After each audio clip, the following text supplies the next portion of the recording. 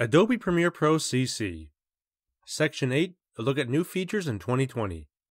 In this video, we will look at Auto Reframe. Alright, so I'm back into my interview clip here, the multicam session we've worked on a few times. And I've exported it into a clip, as we looked at in the last video. But now my client wants to put it on their mobile app and have a 9:16 version. Okay, we can do that, and a lot easier now than it was before.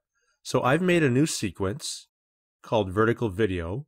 And as you can see, it's 9:16 rather than 16:9. And I did that by, in the sequence settings, when I made my new sequence, I swapped the horizontal size with the vertical size to reverse the aspect ratio. So now I have a 9:16 sequence. I have imported my interview clip that I exported previously. Really great feeling to have all your ideas go together. So there's the exported clip that we encoded in the last video. I'm going to bring this into my timeline. Clip mismatch warning. This is very important. This dialog reads, this clip does not match the sequence's settings, i.e. this is 16:9, this is 9:16. Change sequence to match the clip's settings. Oftentimes you would do that if you're starting a new edit and you made a sequence in error and you wanted it to match your source footage. But in this case, we want to keep the existing settings, so we keep this 9:16 format. Okay, so there we go.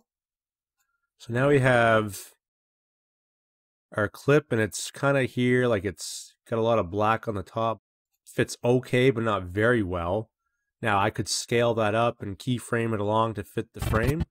But with the new Auto Reframe feature in the effects panel, you will find that under Transform, Auto Reframe, and all you have to do is click and drag it onto your clip, and you notice here it's analyzing. And in the effect controls, you'll see here, it's analyzing frame by frame. We're up to 70% of 1285 frames. And look what's happened now. Now, the clip has filled the frame, keeping special emphasis on the subject. All right. So the interview subject is in frame.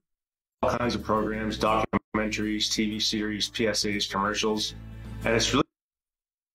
It tracks and analyzes the motion and the subject in the video and programs it to keep that as the center of the object that you're looking at in the frame.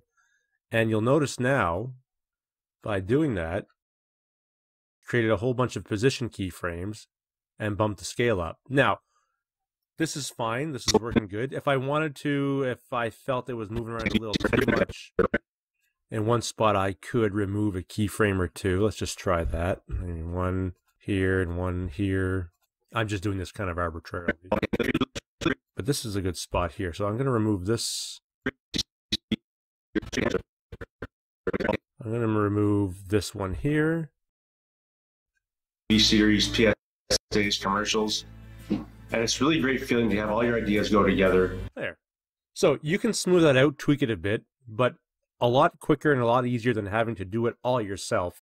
This lays out all the keyframes for you, and if you have to remove some or even add another one, you can do that, but it does a very good job analyzing what's in the frame to match that vertical video or any other size you want to work with.